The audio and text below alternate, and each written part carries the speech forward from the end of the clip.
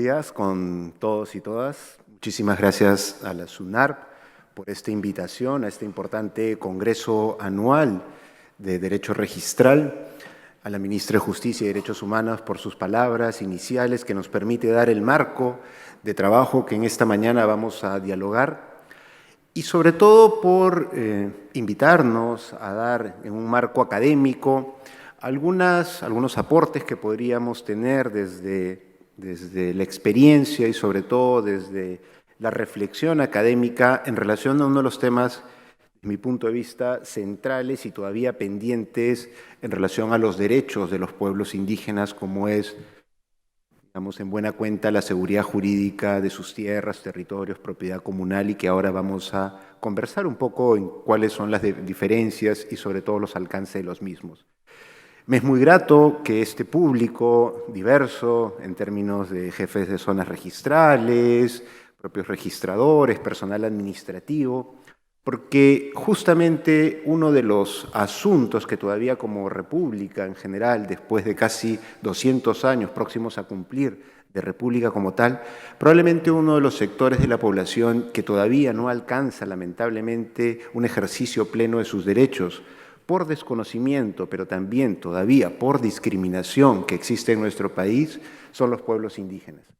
Y por eso para mí es fundamental que un público amplio, no solo un público especializado en esta materia, pueda dialogar, conversar y reflexionar sobre desde nuestras propias competencias y desde nuestros propios quehaceres diarios funcionales, cómo podemos ir incrementando la participación y sobre todo el ejercicio pleno de los derechos de este grupo poblacional. Y antes de entrar en materia propia de la ponencia que me han pedido realizar sobre el tema de la seguridad jurídica en general de la propiedad comunal, las tierras y los territorios de los pueblos indígenas, a mí me gustaría tener con ustedes dos reflexiones antes.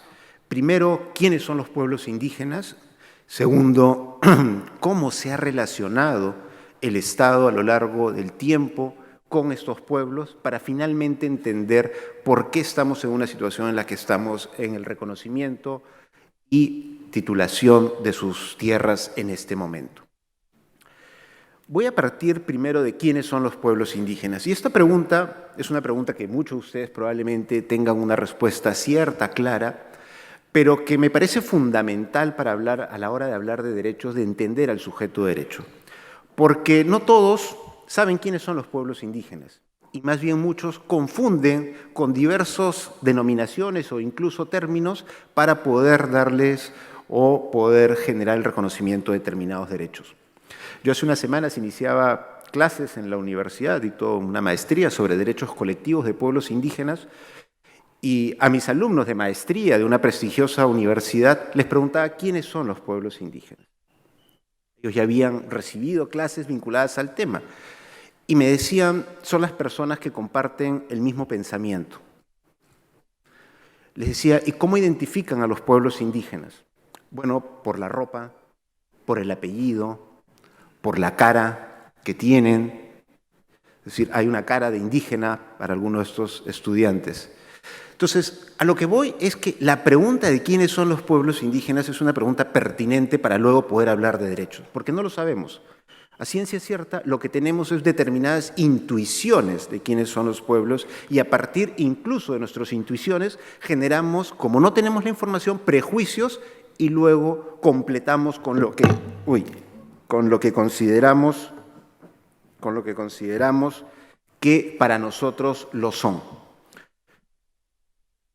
Sin embargo, más allá de estas definiciones de modo más coloquiales en relación a lo indígena, hay un trasfondo histórico de lo que hoy consideramos indígena y cómo se lleva adelante esa definición. Voy a ser muy breve porque, digamos, esto merece incluso más de 6 horas de clase de tratar de entender la historia de cómo llegamos a la definición de indígena en este momento, pero en buena cuenta nosotros hemos pasado de una historia en la cual siempre ha habido pueblos en esto que llamamos ahora el territorio de nuestro país. Lo hubo antes de la llegada de los españoles, incluso previo a la formación del Tahuantinsuyo, hubo un conjunto de pueblos y de comunidades alrededor de determinados elementos comunes que los hacían con su identidad propia. Esto se fue transformando durante el proceso del virreinato, se aglomeraron en lo que se conoció en ese momento como reducciones indígenas, para luego en el proceso de la República comenzar un reconocimiento de los mismos. Incluso la Constitución de 1920 es la primera constitución que reconoce como tal a las comunidades indígenas y a la raza indígena. Y eso luego vamos a ir entendiendo por qué en ese momento se hablaba de raza indígena como tal, cuando sabemos ahora que el concepto de raza ya es un concepto desfasado y que más bien lo que genera es un conjunto de discriminaciones vinculadas al ejercicio de derechos. Pero en ese momento, en 1920, se hablaba de razas indígenas. Incluso existía un ministerio, el Ministerio de Trabajo y Asuntos Indígenas, que era el ministerio que tenía la relación con este tipo de comunidades que entendíamos como distintas a un grupo, digamos, mayoritario del Estado.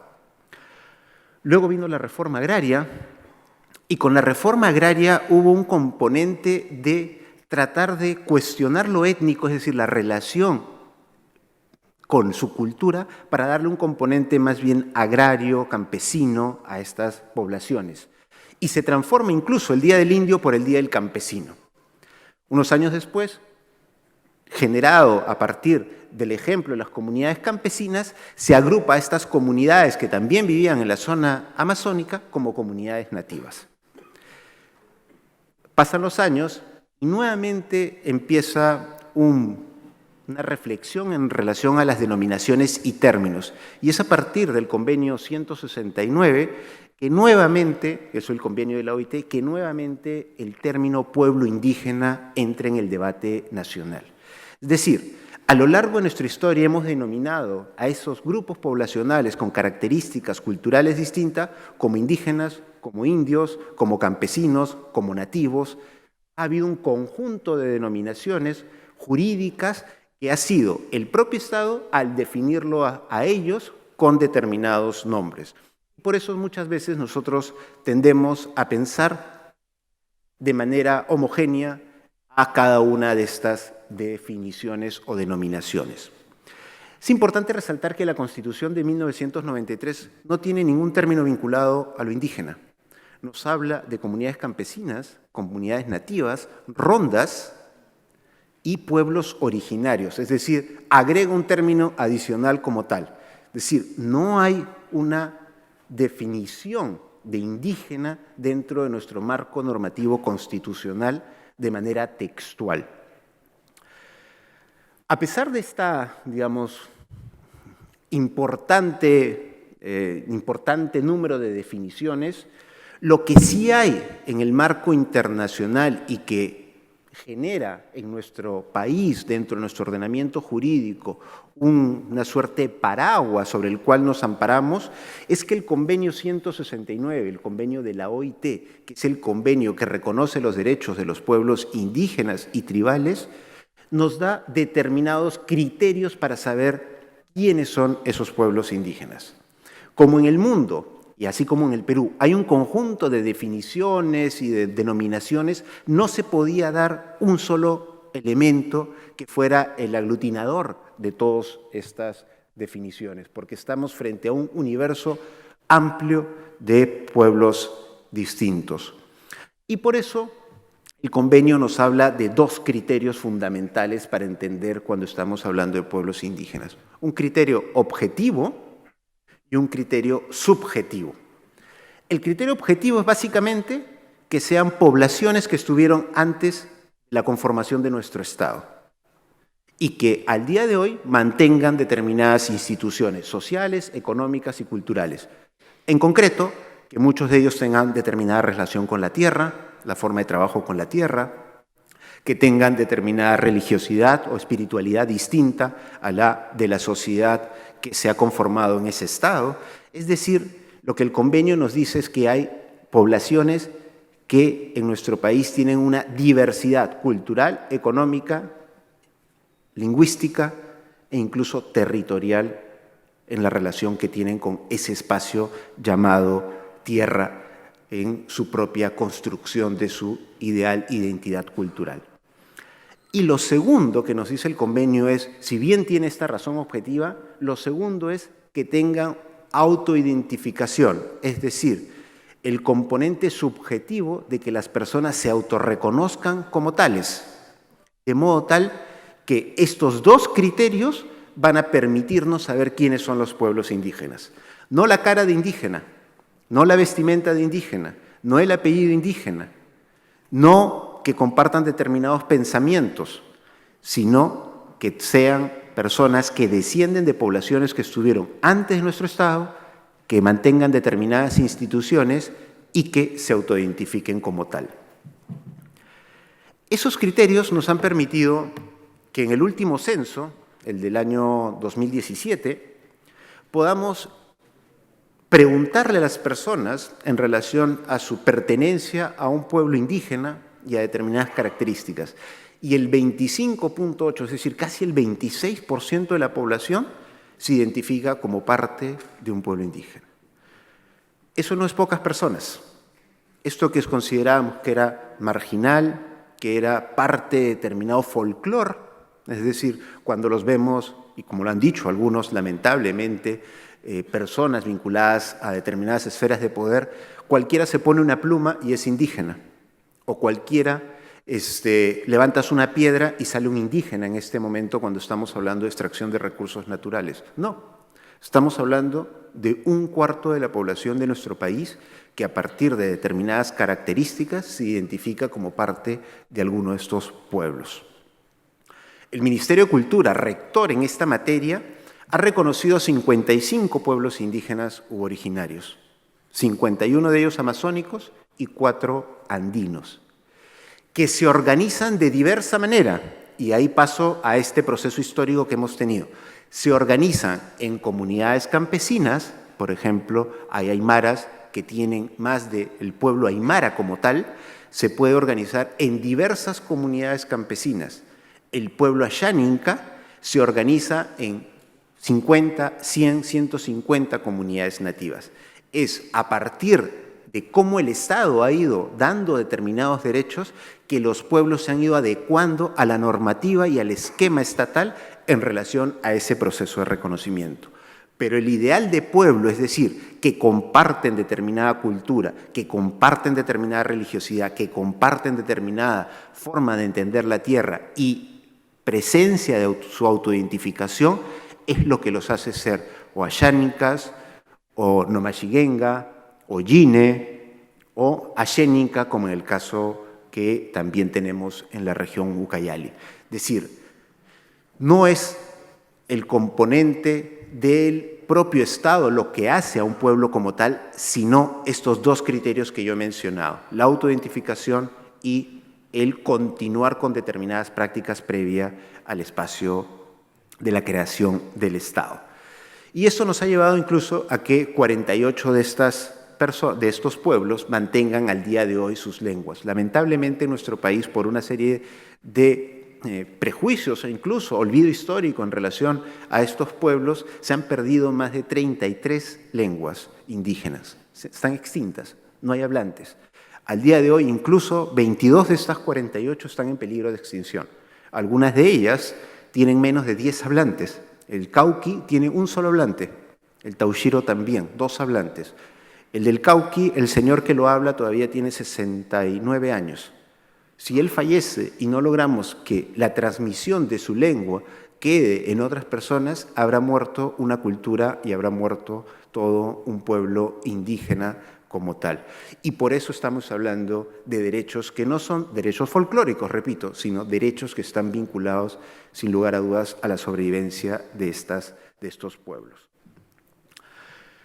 Teniendo claro que quiénes son estos pueblos indígenas, que un importante número de nuestra población, de nuestro país, se reconoce como tal, ahora tenemos que ver un poco cómo nos hemos relacionado. La segunda pregunta que les dije que íbamos a tratar de responder o dialogar esta mañana. Cómo a lo largo de la historia el Estado ha gestionado la diversidad, cómo las teorías a partir de determinado debate académico han influido en la relación con esta diversidad llamada el otro, el indígena, el originario, el campesino, el nativo, incluso el de pueblos indígenas en aislamiento y contacto inicial, que algunos llamaban no contactados. ¿Cómo hemos manejado esa diversidad? Y ha habido a lo largo de la historia 4 grandes, digamos, teorías. ¿Y por qué es importante las teorías? Porque luego vamos a ver cómo esos derechos se influyen en esas teorías. El racismo científico, el integracionismo, el multiculturalismo y la interculturalidad. Son palabras difíciles, lo sé, no forman parte de nuestro diálogo cotidiano, pero en buena cuenta estas 4 teorías o definiciones tienen mucho de lo que nosotros hoy pensamos en relación a cómo vincularnos con los pueblos indígenas, y creo que es importante que las tengamos en cuenta. El racismo científico, la primera de ellas, básicamente es un modelo sobre el cual tratamos de racionalizar cómo nos relacionamos con el otro. Recuerden, antes de la modernidad, el mundo se ordenaba a partir de Dios. Dios era el criterio de ordenación del mundo, es decir, y por eso había incluso reyes y la posibilidad de que tuviéramos jerarcas que heredaran la corona a partir de la divinidad. Durante la Edad Media fue el proceso sobre el cual se ordenó el territorio y la gestión sobre las personas. Pero con la modernidad empieza un nuevo referente, que es la razón. Es decir, todo tiene que estar justificado, racionalizado y explicado a partir de la ciencia como un elemento central de justificación de las personas. Y se estableció en ese momento que había determinadas jerarquías raciales. Había, a partir de determinados elementos científicos, o por lo menos pseudocientíficos en ese momento, que explicaban que había razas superiores y razas inferiores. Incluso, desde el derecho penal, durante mucho tiempo Lombroso sostuvo que había gente con rostro de delincuente por la simetría entre las orejas, la nariz, es decir, se hacía un estudio científico para saber quién podía ser delincuente. Esas teorías fueron las que justificaron también en ese momento, a partir de la ciencia, que las personas tuvieran determinado clima, los hacía más ociosos, que el frío los hacía muchos más ensimismados y por lo tanto no tenían la capacidad del desarrollo intelectual. Todas esas teorías francesas y que llegaron incluso al Perú. El señor Palma, el hijo de Ricardo Palma, escribe su tesis justamente de licenciatura en la Universidad San Marcos sobre esto, justificando el racismo científico, finales del siglo XIX, es decir, en 1890 y tantos, no hace mucho. Y dice, básicamente, que en tanto haya razas superiores e inferiores, es un problema que se mezclen. El racismo científico lo que propondía es, con el otro no nos tenemos que juntar, porque en la mezcla hay la degeneración física y genética que termina por hacernos más torpes. Hubo decenas de escritores que tenían ese tipo de argumento y políticas estatales que generaron eso, a partir de esa identificación con el otro como alguien que podía degenerar la raza. El mestizaje, por lo tanto, se prohibió, porque se entendía que podía ser perjudicial para las razas superiores. Y Le Bon es un francés que justamente a partir de uno de sus textos que fue recogido por Quirós, nos cuenta eso. Los cruzamientos pueden ser un elemento de progreso entre razas superiores muy semejantes, así como ingleses y los alemanes de América. En cambio, constituyen un elemento de degeneración cuando las razas superiores son muy diferentes. Es decir, básicamente lo que plantea el racismo científico es la segregación, que unos no se mezclen con otros. Pero el racismo científico no ha sido solo un tema vinculado a culturas dominantes versus culturas, digamos, minoritarias. Incluso al día de hoy, hace unos años, visité diversos pueblos indígenas en Estados Unidos y varios de ellos tienen algo que se llama la pureza de sangre del componente indígena. Si tú eres hijo de 4 abuelos indígenas, tú eres 100% indígena, porque tus 4 abuelos lo son. Si tienes uno que no lo es porque se mezcló con otro tipo de cultura, eres el 75%, y así 50 y 25. Y esa carta de pureza de sangre te da determinados derechos en esos pueblos originarios o reservas indígenas. Es decir, el racismo científico como modelo conceptual todavía hoy se mantiene. Más recuerdo a un expresidente que anunció en televisión que determinadas personas por venir de zona andina tenían, y lo dijo así textualmente, tenían determinadas características raciales que los hacía particularmente tristes, porque el frío y la vida los impedía realizar determinada reflexión mucho más intelectual. Entonces, un modelo es el racismo científico que todavía, a pesar de los años, se mantiene todavía vigente en nuestro país de pensar que hay superiores e inferiores.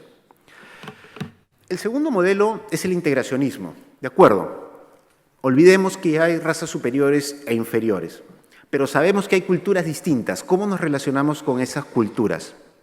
A partir de lo que creemos que es un modelo de desarrollo adecuado. Entonces, mi modelo de desarrollo lo impongo a otros para tratar justamente de que ese sea el camino adecuado.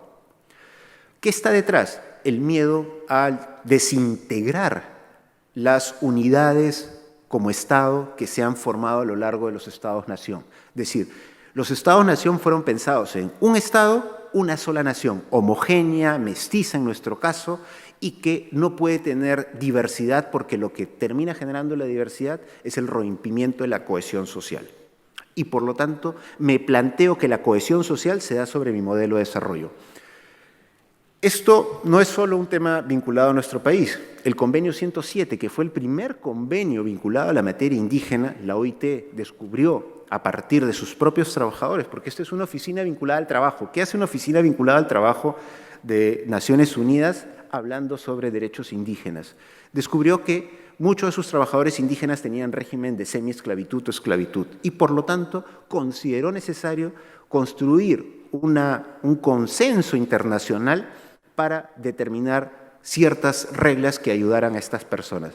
Pero si uno lee el convenio, lo que encuentra detrás, este primer convenio que ya ha sido superado por el 169, este primer convenio de 1959, lo que tiene detrás es un modelo de desarrollo que quiero imponérselo al resto. Y lo dice entre su preámbulo y el artículo 7.2. En el preámbulo, el convenio nos dice: considerando en diversos países independientes existen poblaciones indígenas que no se hayan integradas todavía en la colectividad nacional y que les impide beneficiarse plenamente de sus derechos, y en el 7.2, dichas poblaciones podrán mantener sus propias costumbres si es que éstas no son incompatibles con el modelo o los programas de integración.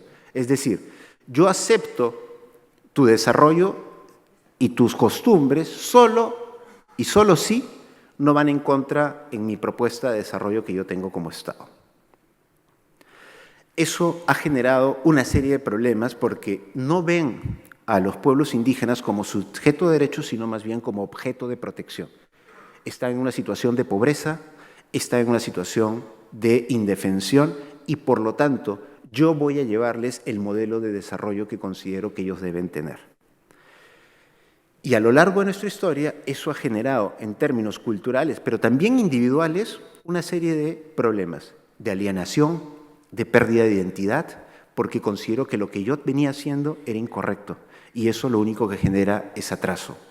Hay un libro muy famoso de Bruce, de Jorge Bruce, el psicoanalista, no el político, que se llama Nos habíamos choleado tanto.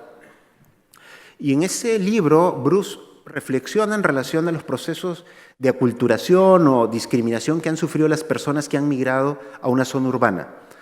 Y claro, lo que siente la mayoría de ellos es vergüenza de determinadas características que tenían. Por ejemplo, hablar quechua, vestirse de determinada manera, celebrar determinadas fiestas. Y llegada a la zona urbana, cambian ese modelo por un modelo más bien vinculado a lo que la urbe les decía.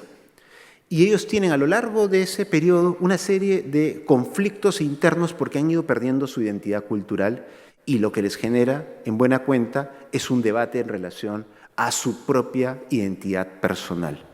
Y el libro cuenta más de 10 casos, experiencias de él como psicoanalista, de gente que incluso había intentado suicidarse por este choque cultural que había sufrido y que no había sabido procesarlo en la medida que se entendía que su propia cultura era la errada o la equivocada. Entonces, como ven, hay un modelo que todavía se mantiene al día de hoy, que es entender que el desarrollo del otro es equivocado y, por lo tanto, impongo un modelo. El tercero ha sido el multiculturalismo. Y básicamente, esta es una de las tendencias que más se ha desarrollado. Este es un concepto polisémico, es decir, tiene muchas definiciones como hecho político, como teoría política, incluso como modelo de desarrollo. Pero en buena cuenta, para ser breves, este modelo se ha ido desarrollando en Canadá. Es a partir de determinadas reflexiones de que el otro también tiene derechos étnicos, tenemos que generar un espacio de convivencia y tolerancia entre las diversas culturas. La palabra clave en el multiculturalismo es eso, la tolerancia. Las culturas coexisten y, por lo tanto, deben convivir en el marco de tolerancia. ¿Qué se le ha criticado al multiculturalismo canadiense, sobre todo? Y aquí tienen el acta, la ley de Canadá sobre el multiculturalismo, que si uno lee todos los supuestos, no encuentra en ningún momento un elemento de conflicto. Es decir, pareciera que las culturas, cuando conviven, no chocan. Y es algo que no puede ser cierto. Uno lee todo es armonía, es un proceso de coexistencia, de vivencia pacífica y demás, pero las culturas chocan. Y las culturas chocan en la medida en que muchas veces nuestro paradigma cultural no es el mismo del otro. Las relaciones sexuales por debajo de determinada edad, las formas de relacionarse con determinada religiosidad, en fin, todos esos conflictos, ¿cómo se procesan? El multiculturalismo no tiene una respuesta como teoría en relación a esto. ¿Qué problema vemos con que solo coexistan y no convivan y se relacionen? Que mantenemos todavía elementos de separación.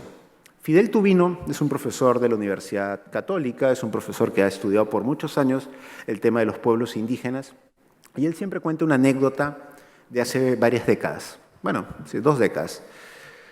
Cuando él fue al mercado de frutas de Lima, que es el mercado, digamos, de abastos más importante de frutas de nuestro país, él fue con sus alumnos, con sus estudiantes en la madrugada para hacer un trabajo de campo y entrevistar a los vendedores. Cuando llegó al mercado de frutas, que fue sobre las 3:30 de la mañana, 4 de la mañana, que es a la hora que comienzan a descargar, todos hablaban quechua. La radio que estaba ahí, la emisora, era en quechua. Y tanto las personas que venían a descargar como los vendedores hablaban en quechua. Conforme iba acercándose el día y llegaban compradores, el quechua iba siendo dejado de lado y se volvía todos castellano hablantes. Porque la lengua oficial de comercio era el quechua. Eso nos da un poco cuenta de cómo pueden coexistir sin convivir. Y él siempre decía, por eso existe una cultura nocturna, no oficial, una cultura de la vergüenza, que es el hablar quechua, o el ser parte de un pueblo indígena, y una cultura diurna, una cultura oficial, una cultura para las relaciones, el castellano. Eso finalmente no ataca el multiculturalismo, porque mantiene la coexistencia, pero no genera diálogo o intercambio entre ellas. Y no podemos ser países de culturas diurnas y culturas nocturnas. Ahí tiene que hacerse el cambio que tenemos que realizar. Y por eso se plantea un nuevo modelo, la interculturalidad. Y es el último modelo que prometo contarles esta mañana. El modelo de la interculturalidad es el modelo que en este momento cuestiona esa coexistencia, que da cuenta de que nuestras culturas no son pacíficas y que hay una interacción entre ellas que puede ser incluso problemática, pero que no es romanticismo. Es decir, no es esta idea romántica de los pueblos indígenas como personas que no se pueden equivocar, pueblos que solo todo lo saben y por lo tanto no se les puede cuestionar. No.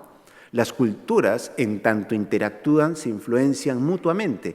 Y hay cosas buenas de una y cosas malas de otra. Pero no podemos verlos como compartimentos estancos, sino más bien como culturas constantemente en dinámica de interacción mutua. Y les pongo un ejemplo, Churcampa.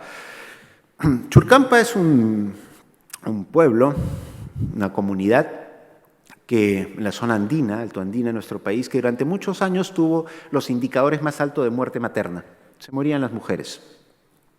Y como ustedes saben, el Servicio Oficial de Salud lo que nos establece es que las mujeres tienen que dar a luz en un establecimiento hospitalario o un establecimiento, digamos, sanitario, porque eso permite determinada posibilidad de, frente a una emergencia, atenderla de manera rápida. Pero las mujeres no iban al establecimiento de salud, a pesar de que ofrecían un conjunto de servicios buenos, se invertía en infraestructura, se capacitó a los enfermeros, a las enfermeras técnicas y a los obstetras, pero no iban, seguían muriendo. Entonces se comenzó a hacer un estudio de por qué las mujeres morían en Churcampa. Y básicamente las mujeres era porque no les importaba la infraestructura, sino que se respetara sus costumbres. El parto vertical, la posibilidad de tener a su familia durante el proceso del alumbramiento, tener la posibilidad incluso de que la partera, es decir, la mujer que las había traído a ellas a la vida, pudiera ahora ser también su consejera a la hora de ella alumbrar a su hijo o hija. Y que obviamente les hablaran en su idioma. Estos elementos culturales no son exóticos, son vinculados a un derecho tan básico como el derecho a la salud. Y por eso cuando hablamos de salud intercultural, hablamos de una salud que tiene que recoger estos elementos porque si no, las personas mueren.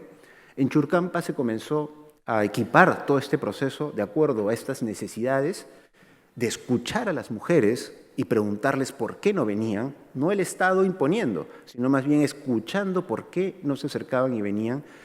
Y ahora, desde hace 10 años, Churcampa no tiene ni una muerte materna a partir del alumbramiento. Esto sucedía algo similar en la zona Ahuajún. Los Ahuajún de la zona norte del Amazonas, de la región Amazonas, habían un problema vinculado a las vacunas.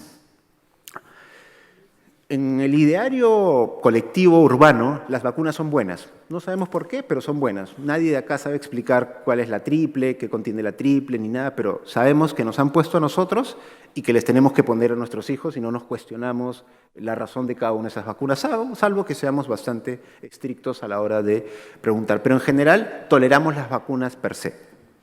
Pero no todos toleran las vacunas, porque no todos saben para qué sirven las vacunas. Ya.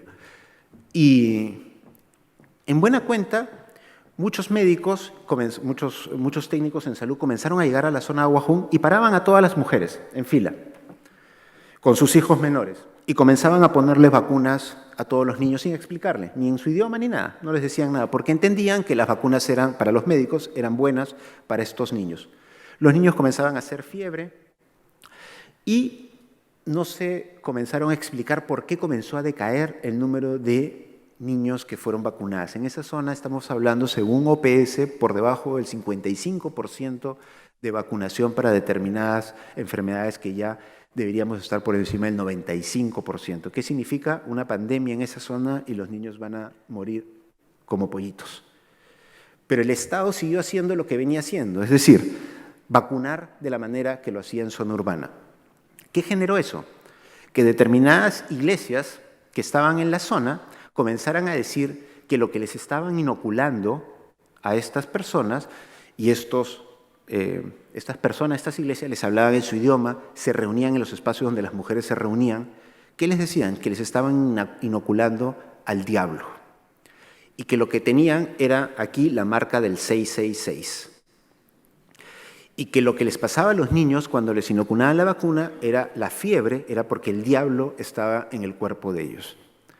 Si yo no recibo información del Estado y viene un tercero y me dice eso, por supuesto que lo creo, porque no he sido lo suficientemente intercultural para poder brindar un servicio que pueda respetar las costumbres, los espacios donde las mujeres se desarrollan y donde interactúan, y sobre todo aquellos lugares donde ellas comienzan a ser escuchadas en su propia idioma y lengua. El tercer y último ejemplo, para que vean que no estamos hablando de romanticismo, sino de derechos que salvan vidas. El VIH. El VIH en la zona Aguajún es casi 5 veces por encima del promedio nacional. ¿Por qué? Hay diversas razones, pero a lo que voy es cómo el Estado intentó atender esas zonas. El tratamiento Targa, que es el tratamiento retroviral, que se toma una pastilla cada cierto tiempo, dependiendo del nivel donde tengas el VIH, se pensó entregar de la misma forma como se entregaba en zona urbana. Es decir, yo le explico a una persona que tiene VIH y la persona inmediatamente entiende que debe recibir un tratamiento de por vida. Pues bueno, los Aguajún no iban. Y no iban porque seguimos con el mismo modelo cultural de nuestra visión imponerla al otro. ¿Qué pasaba? A mí me llegó un caso de una señora ya en fase SIDA, que murió a la semana de conocerla, y sus 2 hijos también tenían VIH. Y cuando les preguntaba por qué no vino antes, ella me decía, pero a mí toda la vida me han dicho que cuando tengo una enfermedad, tomo una pastilla, por lo tanto me curo. ¿Ya? Y acá me dicen que va a ser para toda la vida una pastilla.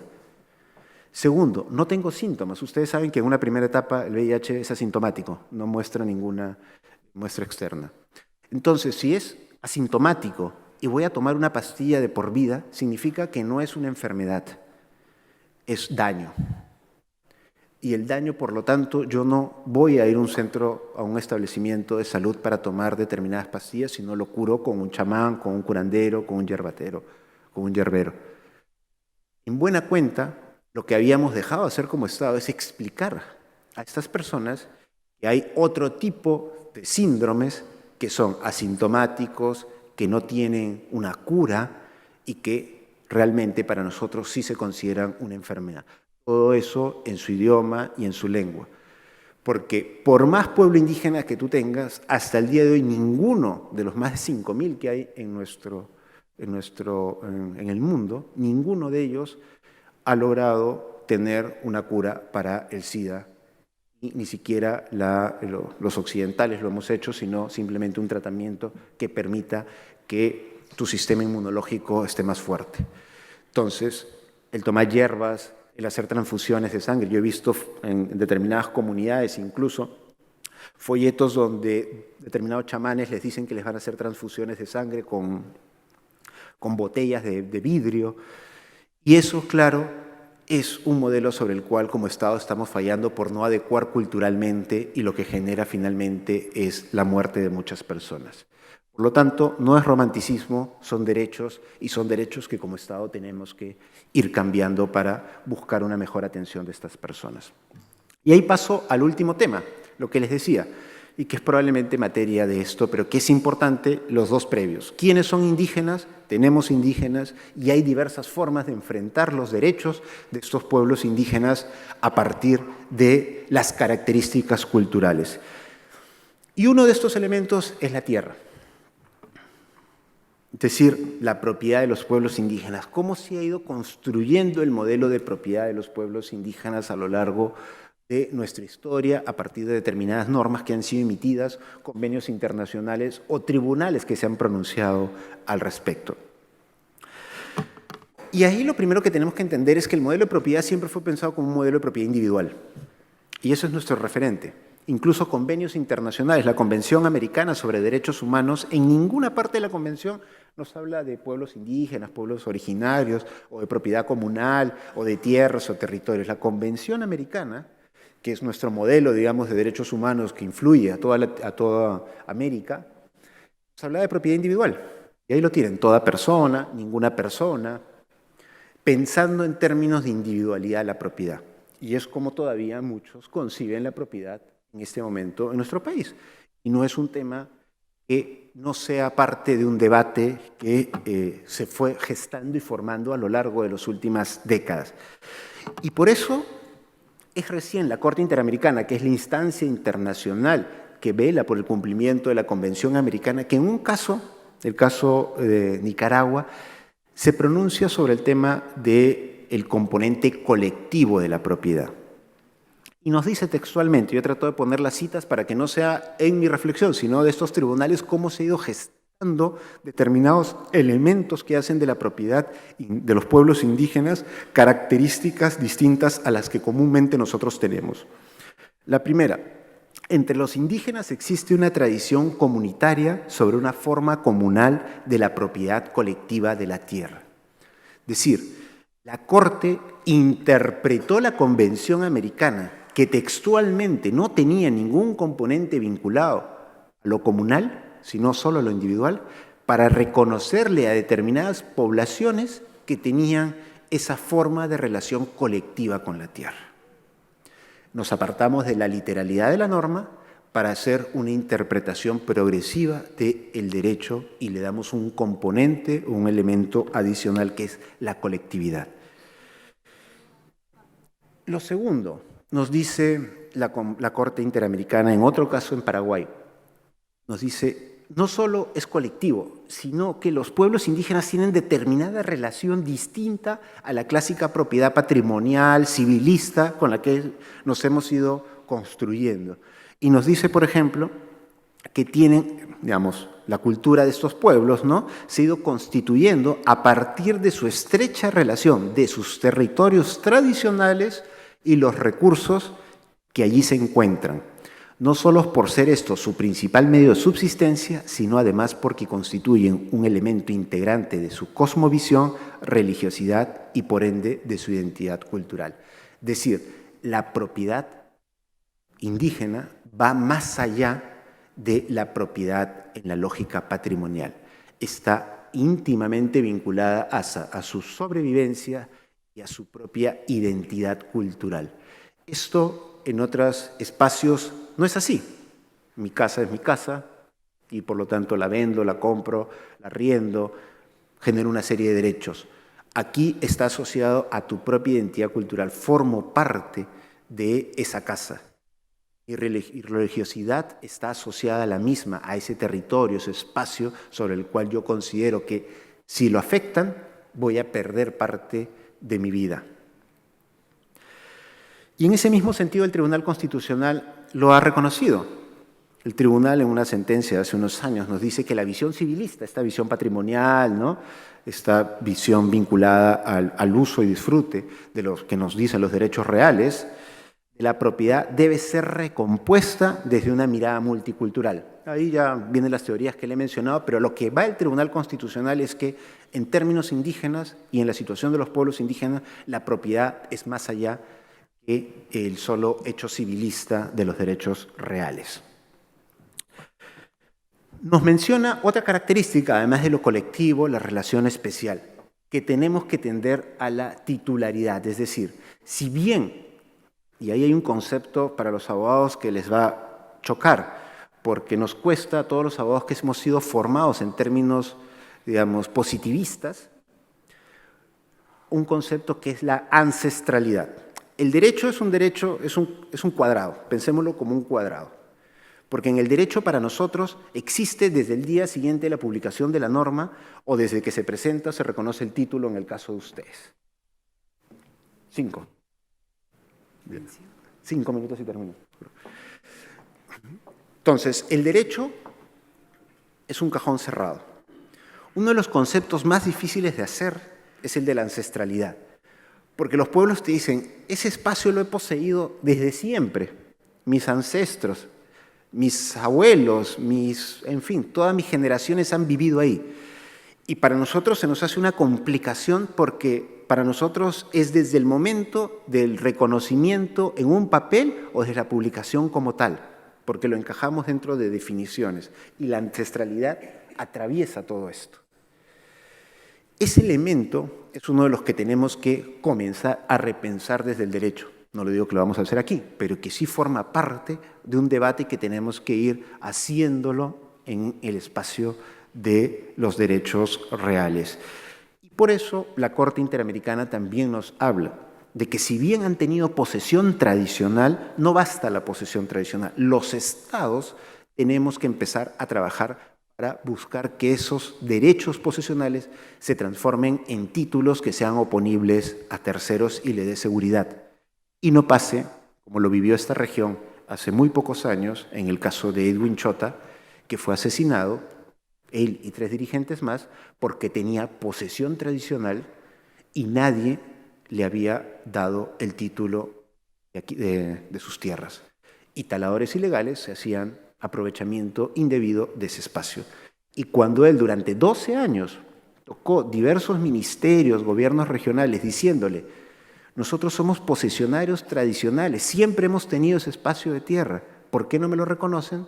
Porque sacaban otro título que se llama una concesión forestal, que había sido entregada durante algún periodo sin que les informaran a ellos y que para la autoridad estatal era lo principal antes que la posesión que podían tener tradicionalmente estas personas. Repito, no es sencillo, lo sé, pero hay algo ahí que tenemos que repensar en relación a lo que nos dice una Corte Interamericana y que incluso también el propio Tribunal Constitucional lo ha repetido, que hay que generar y reforzar la limitación de las tierras indígenas a fin de brindar una apropiada protección jurídica a los pueblos indígenas mediante la concretización de los derechos de propiedad de los territorios de cada comunidad ocupada.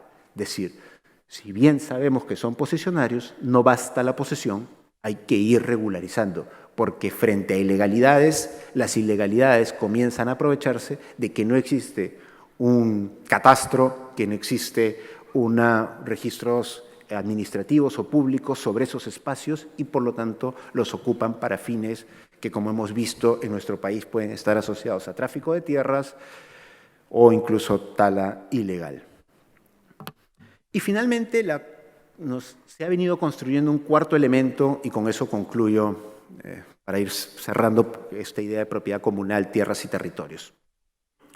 El cuarto elemento está asociado a la consulta previa. La Convención Americana tampoco nos habla de consulta previa. Muchos de ustedes han escuchado la consulta previa, que es este mecanismo de diálogo intercultural que ha creado el Estado con los pueblos indígenas para aquellas medidas administrativas o legislativas que se vayan a aprobar pasen primero por consulta, por un diálogo con ellos, y a partir de ese diálogo hay acuerdos que lo hagan vinculantes esos acuerdos.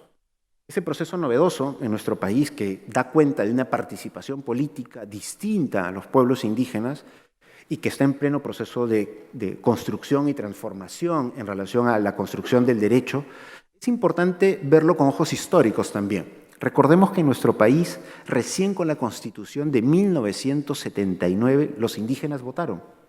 Antes no votaban. Se prohibía el voto de personas analfabetas y eran alfabetos solo los que hablaban castellano, no las otras 48 lenguas que les mencioné. Y por lo tanto, los indígenas no votaban. Ahora hemos dado un paso adicional, que es la posibilidad de participar en la toma de decisiones a partir de un derecho, que es el derecho a la consulta previa. Entonces, en buena cuenta, estamos hablando de derechos políticos, el derecho a la participación en la toma de decisiones. Entendía la política en mejor término del uso del poder y la generación de decisiones en determinado espacio.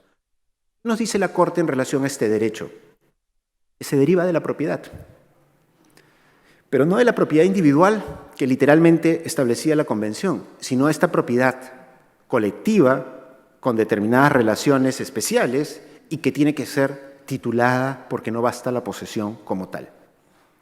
Y nos dice que en tanto eso, las comunidades tienen determinados derechos políticos en esos espacios, como es el derecho a la consulta previa. Y nos dice, garantizar la participación de los pueblos y comunidades indígenas en las decisiones relativas a medidas que afecten sus derechos y en particular el derecho a la propiedad comunal. Es decir, vincula el derecho a la tierra y territorios a determinado derecho a la consulta previa. Y eso mismo nos lo dice el Tribunal Constitucional, que nos dice que la diferencia, vean la parte marcada, ¿no? La diferencia entre el concepto de tierra y territorio radica en el que el primero se encuentra dentro de una dimensión civil o patrimonial y el segundo con una vocación política de autogobierno y autonomía. Y aquí paso a lo final para desmitificar algunos miedos que tenemos. Primero, el concepto de territorio es asociado muchas veces a un concepto del derecho internacional público. Eso no es así en materia de derechos indígenas. El territorio, que es el modelo sobre el cual los tres elementos del Estado, ¿no? Recuerda, gobierno, territorio y población, no estamos hablando de ese territorio. En el derecho internacional público, el territorio es igual a soberanía. En el marco del derecho de los pueblos indígenas, y como se ha venido desarrollando el tema por el Tribunal Constitucional y la Corte Interamericana, está hablando de determinados derechos más allá del derecho civil, que tiene un componente, en el caso de la propiedad comunal, una dimensión patrimonial, en el caso de las tierras, una dimensión cultural, pero en el caso de la lógica de territorio, una componente de autogobierno, sin que esto impida, y que quede muy claro, sin que esto impida que el Estado tome decisiones sobre sus espacios. Porque finalmente somos un Estado unitario, un Estado en el cual puede haber reconocimientos de determinados espacios donde haya vocación política, por ejemplo, que les hagamos consulta previa en esos espacios, pero que de ninguna manera pueden significar islas de soberanía. Y eso en el derecho de los derechos humanos y en el derecho de los pueblos indígenas está muy claro. No es el mismo concepto de territorio que el derecho internacional público y no puede confundirse. Los territorios indígenas como tales son espacios en los cuales hay determinadas herramientas que se tienen que implementar para hacerles consulta previa, participación indígena, para que tengan elementos de autonomía en la posibilidad del uso de sus recursos naturales, pero de ninguna manera significa la posibilidad de que no haya soberanía estatal y, por lo tanto, el uso de las herramientas que el Estado tiene. Como han visto, tanto la Corte Interamericana, el Tribunal Constitucional y, en fin, un conjunto de instancias usan de manera a veces indistintas estos términos, propiedad comunal, tierras y territorios, pero desde la doctrina y sobre todo desde una lógica mucho más armónica, la idea de esta progresiva de determinados derechos sin que impida la soberanía se ha ido construyendo a partir de propiedad comunal como un elemento civilista patrimonial, las tierras como un elemento de sobrevivencia y en la lógica básicamente de identidad cultural, y los territorios indígenas que pueden ser los territorios que ellos reivindican como tales más allá de la propiedad comunal en lógica de la aplicación de determinados derechos. Esto es, colegas, un poco el escenario sobre el cual nos movemos, esto es un poco sobre lo cual quería reflexionar con ustedes y sobre lo cual vamos viendo que el Estado ha ido a partir del reconocimiento de este sujeto de derechos que yo les dije llamado pueblo indígena, construyendo determinados modelos, el último de ellos, el modelo intercultural, que nos va diciendo que tenemos que a partir de ese sujeto también incorporar en nuestra propia visión y construcción del Estado su modelo y visión de desarrollo. Muchísimas gracias.